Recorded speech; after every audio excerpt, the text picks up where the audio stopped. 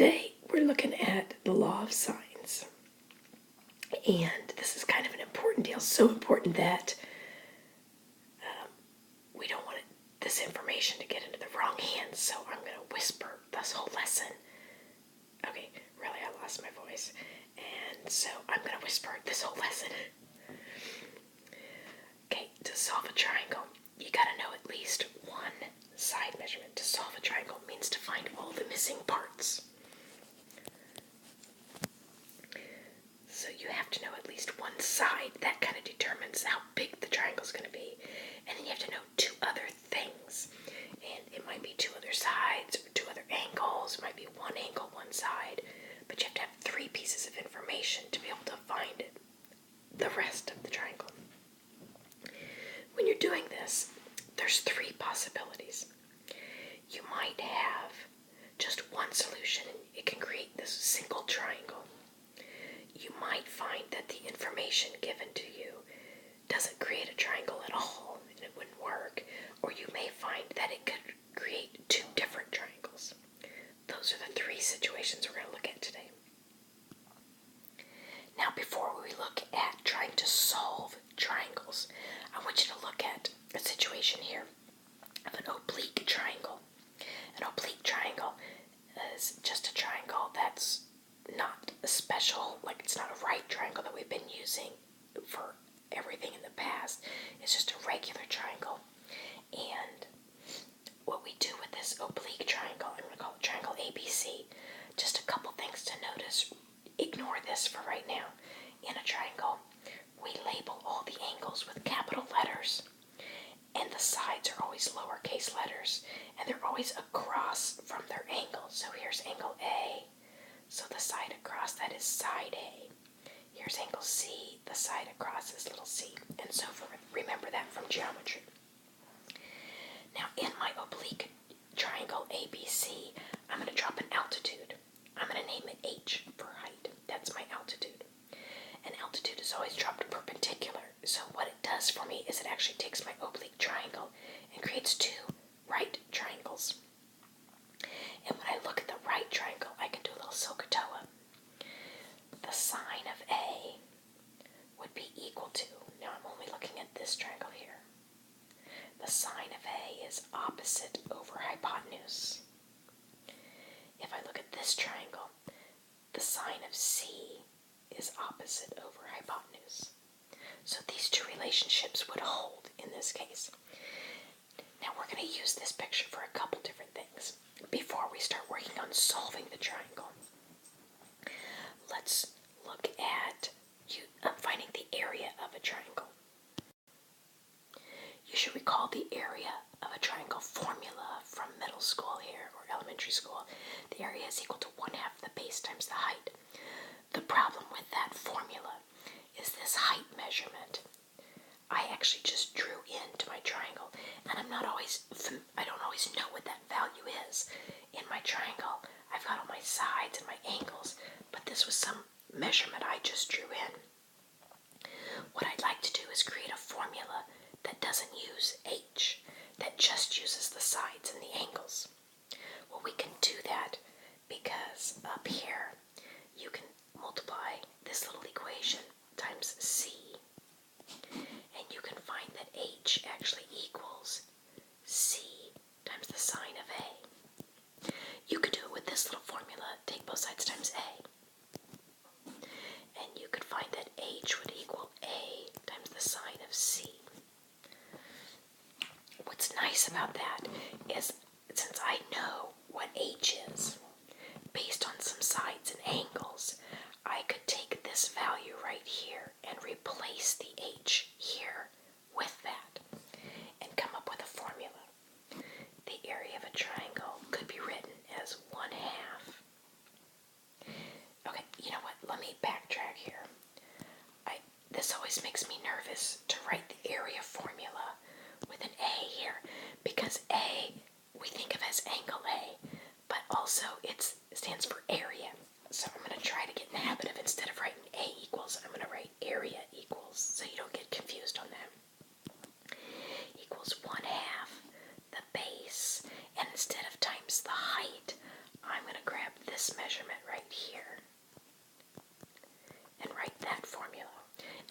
is an actual area of a triangle formula if you know the sides and the angles of the triangle, as opposed to some random height measurement that I drew in. Now, there's nothing special about this particular formula, or this one that I grabbed and put it in right here. I could have just as easily have done that. So you might see the area formula written like this. 1/2 the base, and instead of the height, I'm going to write A times the sine of C. That would also work. It just depends on what you know, what you're given. And there's nothing special about those two. I could write a third one. If I were to reorient my triangle and drop my height in a different location, I could do 1/2. And here's where I want you to I don't want you to memorize all these different formulas. I want you to see the pattern and see the relationship. We're always taking 1/2 times 2 of the sides. See how it's 1/2 times 2 of the sides? And then you're taking it times the sine of the other letter, of the other angle. See how this is a B and C, so that's angle A. This is a B and an A, so that's angle C. It's the missing letter.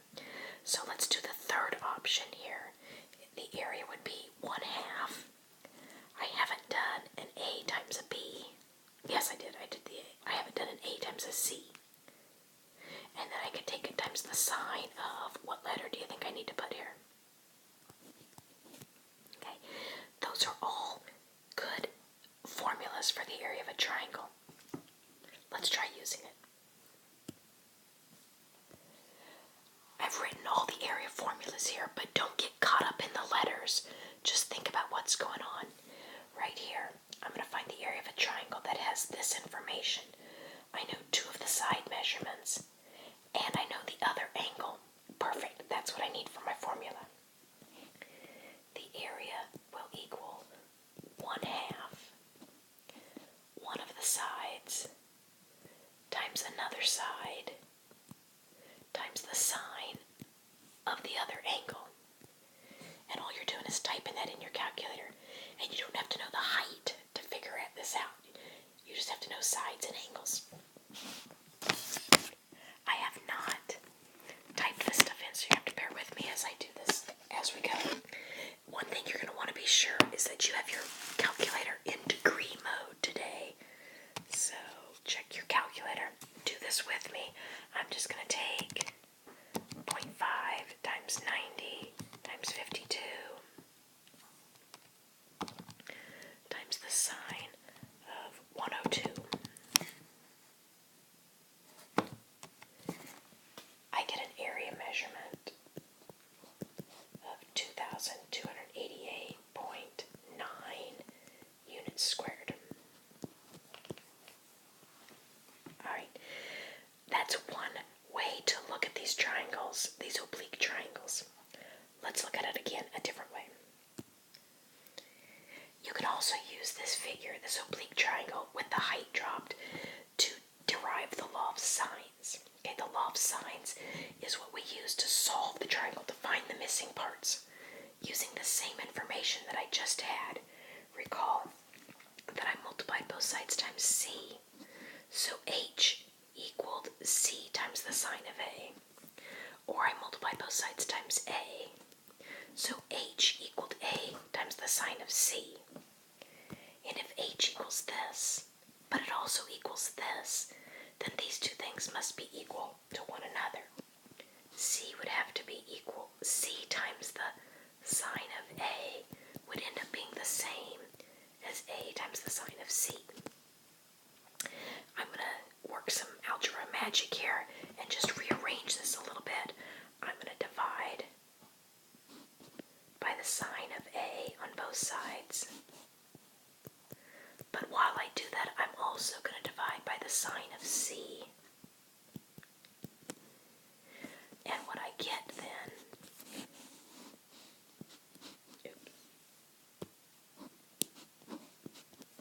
is the law of sines that says side C divided by the sine of angle C is going to have the same ratio as side A over the sine of A, which would also happen to have the same ratio of, what do you think? B over the sine of B. All those ratios are the same, and we use that, we create a proportion to solve missing parts of a triangle. That's your law of sines right there. Let's try using it once. In order for the law of sines to work, you have to be given 3 of 4 things to create a proportion.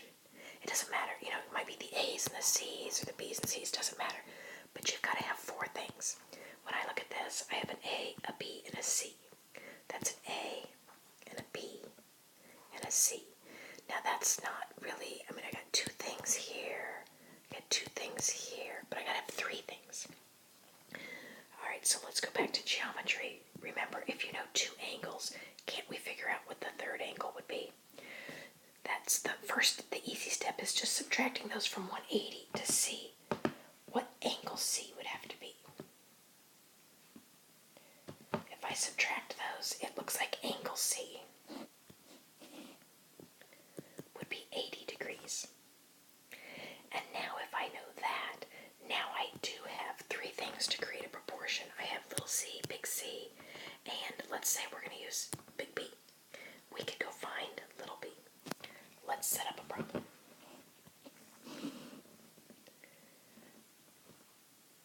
Little b is what I'm looking for over the sine of angle B, which I happen to know is 62.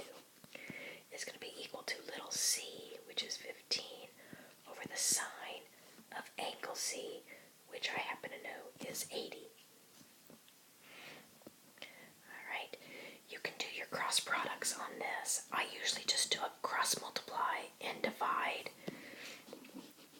If I'm looking for angle or for side B, I'm going to cross multiply. Well, let me just show it like this. You do what you can as far as shortcuts. I don't care. What I want to see is I want to see this proportion set up. And then whatever you want to do after that, as far as typing it in your calculator, is fine. Here's what we're really doing. We're doing cross products. Divide by the sine of 80. So in your calculator, 15 times sine of 62. Be sure to close your parenthesis. Divided by the sine of 80. Little b is 13.45. So I'll put that up here because that's one of the things I'm looking for, 13.45. Alright, I only have one other missing piece. It looks like I don't know little a. So we will set that up again to find little a.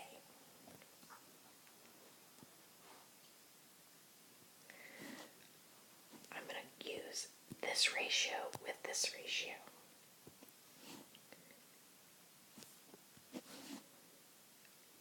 Little a over the sine of angle A is going to be equal to little c over the sine of angle C. And again, I'm going to do my cross products. This is what I always just know that I'm going to cross multiply with the 2 things that I know. And then I'll divide by the part that is across from my missing piece.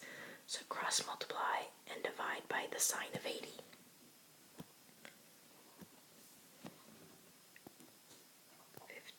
Times the sine of 38, and then I'll divide by the sine of 80, and that will be what I get for little a.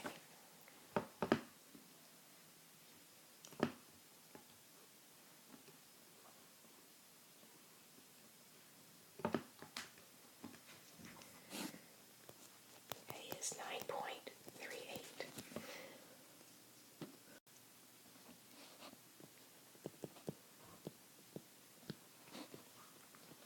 Okay, so there's your law of sines. It's quick and easy, works really fast. Now, there's one thing we have to worry about, though. There's a couple things we have to worry about. Remember that I had said that you might have 0 triangles, you might have 1 triangle, you might have 2 triangles. Okay, this is a classic example of a 1 triangle. There was just 1 triangle. These are the side measurements for it and the angle measurements, and we're done.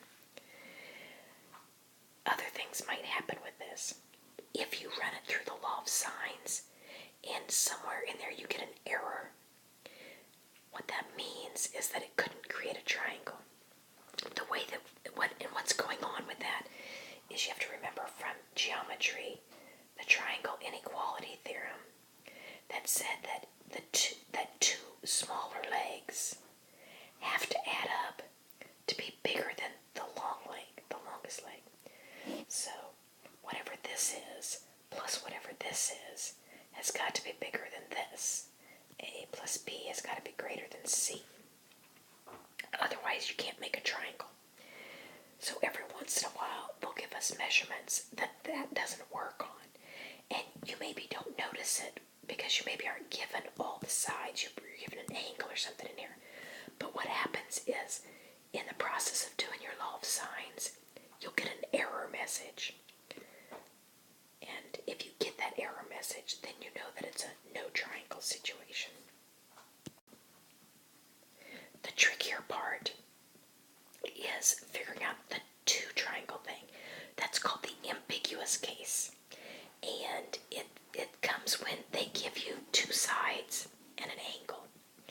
And if you remember from geometry that you couldn't prove two triangles congruent by this method, and probably, if I had to guess, your geometry teacher just told you that it spelled a naughty word because you called it angle side side, not side side angle. And since it spelled a naughty word, you couldn't use that as a method to prove triangles congruent. Well, that's a cute little way to remember it, but that's not really what it's about. Let's look at some situations that are angle side sides and see what is going on in that scenario. Okay, so I've already talked about this. If you get a situation where the two sides can't create a triangle because they're not long enough to reach, then that could be that's one of the things that might happen. So that's a zero triangle situation. All right. If you get one triangle, now remember, what you are given is an angle followed by two sides.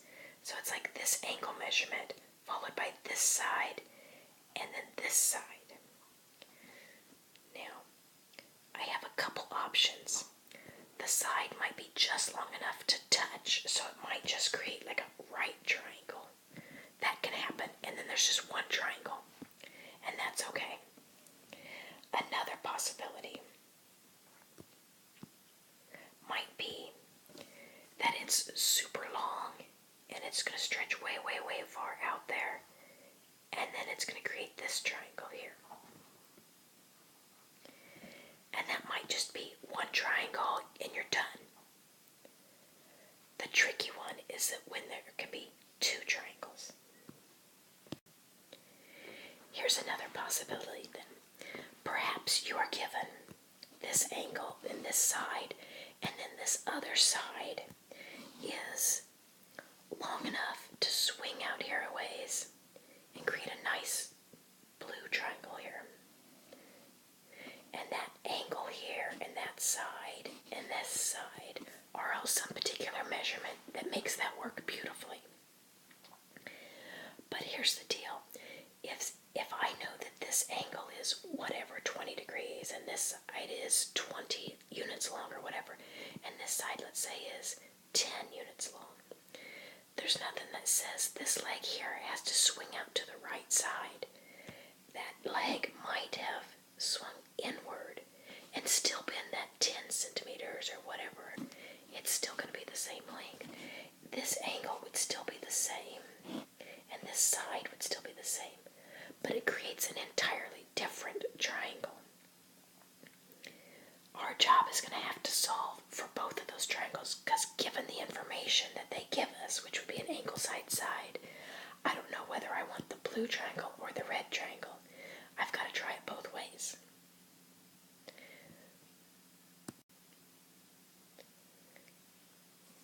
Okay, so before we jump in and do an example, let's recognize what we're doing here. You're going to use your law of sines right here. If you don't have a right triangle, because if you have a right triangle, you're doing SOHCAHTOA. You're not doing law of sines. You're going to do SOHCAHTOA, what we've done. But if it's it's not a right triangle, we're going to use our law of sines.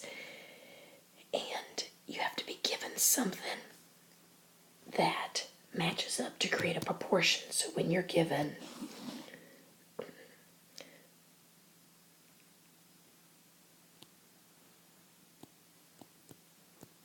values to create a proportion. That doesn't always work, but today they're going to give us stuff that creates a proportion. We'll talk tomorrow about what happens if they don't. And you usually just jump in and you just do your law of sines, and it works like a dream. And you might get an error message and you'll say, oh, that's not a triangle, or you'll just solve it. The time that you have to watch out is if they happen to give you angle side side. If they're giving you an angle side side, these are the situations that can happen, and you have to recognize which of these is going on. It, like I just said, it might give you an error message, then you'll know it's no triangle. You might just jump in and solve it, and there's just one triangle, but there might be two triangles. Let's talk about how do you find these two triangles. Here's an example. Now, first of all, to know that you have angle side side, and you might write this on that previous slide, angle side side would look like this. If this is the angle, then I'm going to be given the opposite side and one other side. You'll notice it because whatever, they're going to obviously have one angle and two sides, but we don't want it to be side angle side. That's different. Angle side side wraps around the triangle like this. You're going to have an angle given to you and its opposite side, so you'll have matching letters. That's important. Matching letters and then one other side. That's how you know you have an angle side side situation. So I'm looking at this saying, this is angle side side. What I'm going to do is I'm going to go ahead and jump in and solve this like I would any other problem. And I'm going to find the missing parts. Here we go. 12 over the sine of 55 is equal to 15 over the sine of angle B. I'm going to do my cross products. This is a little bit different. When you do your cross products on this one, I'm going to take 15 times the sine of 55. And I'm going to get 12.29. And it's going to equal 12 times the sine of B. So I'm going to divide by 12.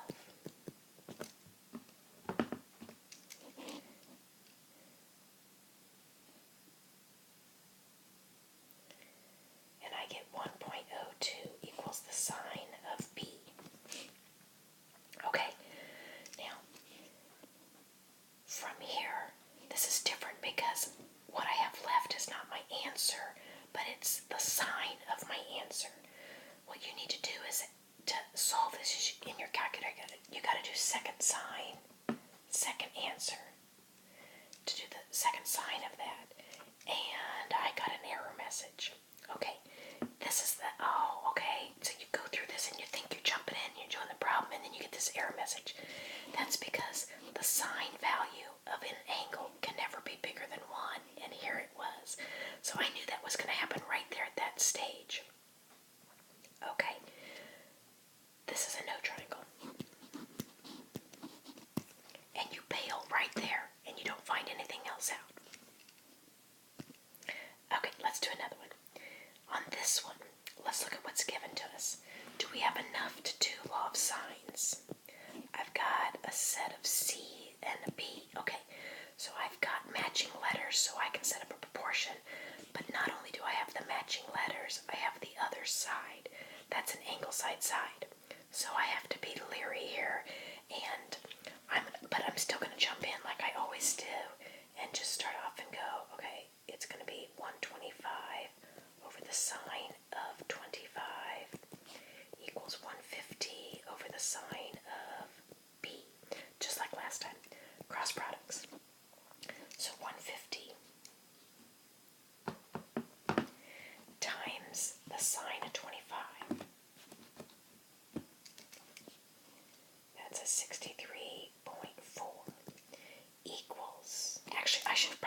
in 2 decimal places. Let me go 2 decimal places on this.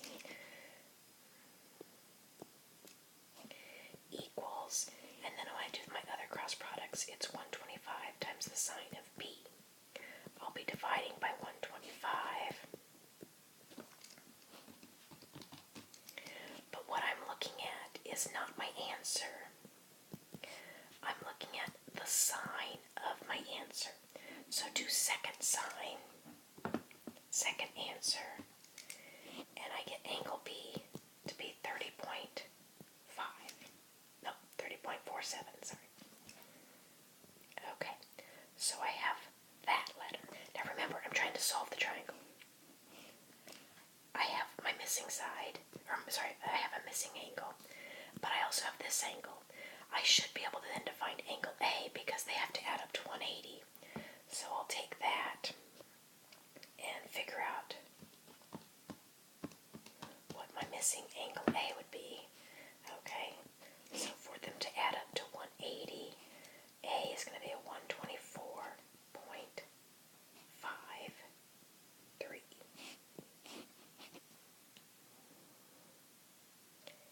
Now let's look at finding the last thing, which is little a. Now that I have angle A, I can do that. I'm going to go back to my C's. It's 125 over the sine of 25. And then let's do the A's. I'm looking for little a over the sine of 124.53. Do your cross products. I'm going to end up cross multiplying here. I'm going to end up dividing by the sine of 25.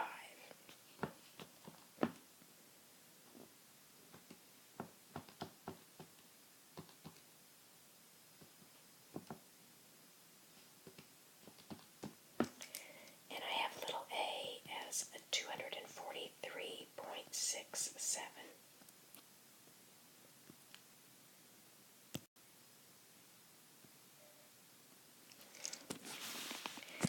Now, that's all great, but the thing is since they gave me angle side side, and I found one of the triangles, there is potentially a second triangle. So I have to find what that second triangle is.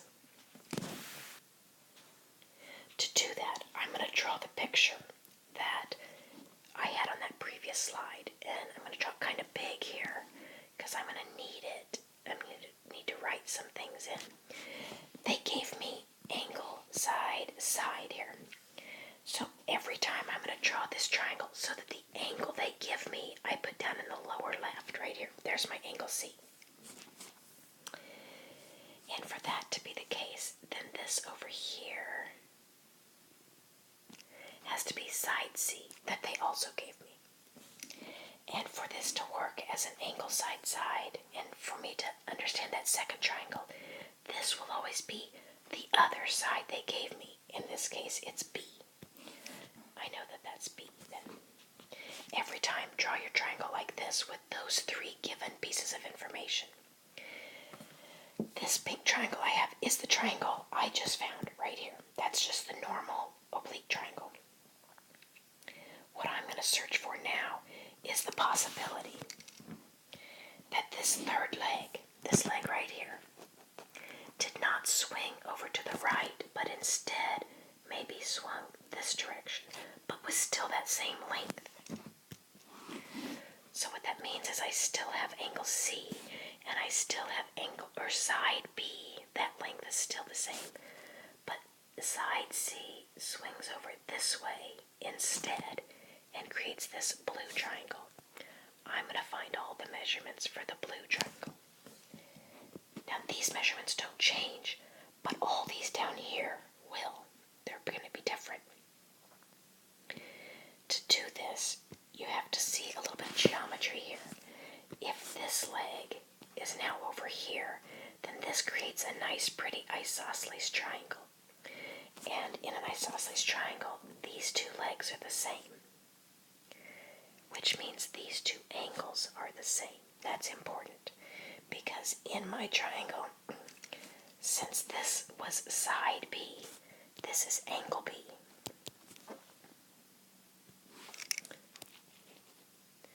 But in my blue triangle, angle B is now here. We call it B prime, and we put a little apostrophe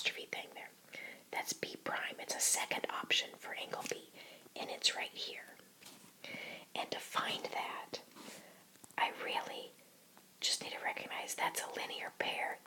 Those are supplementary angles right there. And if these two are the same, then my new B angle is going to be supplementary to the B angle that I found here, which was 30.47. So what I'm going to do is I'm going to take, so B prime would equal 180 minus 30.47. Okay, that's the key difference here. By finding that angle and recognizing that it's now different from this angle, then I can start finding the other new parts. So like how I found angle A, well now that I have a new angle B, let's find our new angle A. We would call it A prime, and it would be this little angle up here.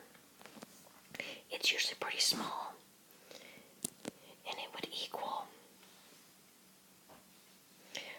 I've got angle C is 25, and B prime is 149.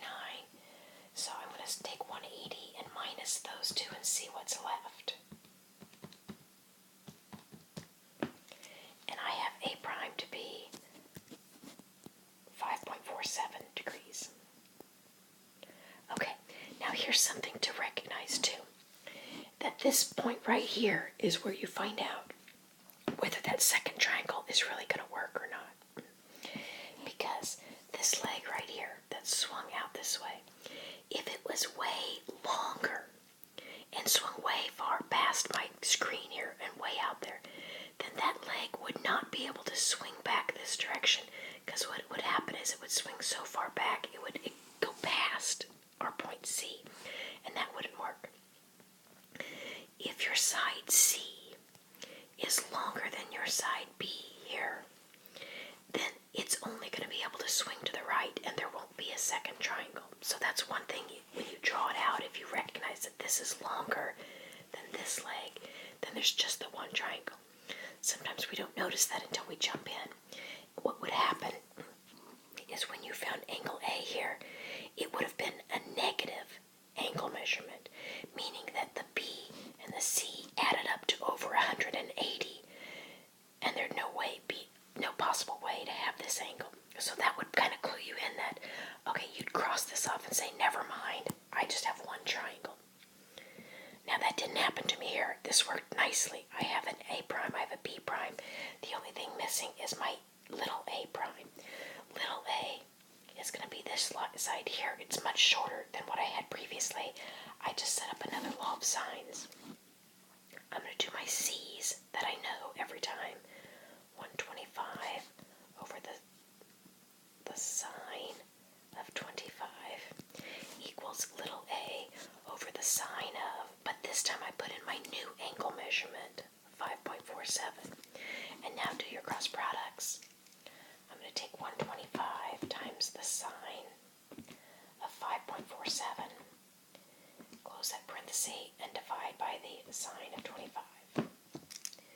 And little a, and that's little a prime, is now 28.19. And that's my second triangle.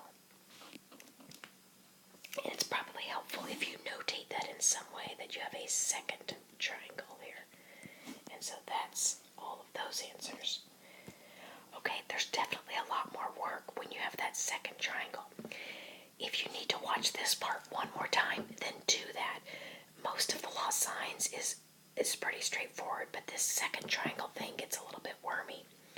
So if you struggle with that, watch the video one more time just on this part. I have this extra practice if you wanted to try it. I'm not going to go through it, but I'm going to use this slide more for just to recap. Okay, on your assignment, you're going to be doing your new area formula. Remember, the area is going to be equal to 1/2 one of the legs times another leg times the sine of the other angle. You'll be doing some area problems. And then you're going to do law of sines problems. Law of sines. You're going to jump into it, assume there's one triangle, and go solve it. But if they happen to give you an angle side-side situation, then you're going to have to look for maybe 0 triangles, or maybe maybe there's just the one, or maybe there are, I don't know why I wrote 0, 0. Okay. 0 triangles, 1 triangle, or the possibility of 2 triangles. That's only going to be an issue if they give you the angle side side. Otherwise, you just do your 1 triangle with your law of sines and you're done. All right, good luck. Shh, don't tell anybody about this.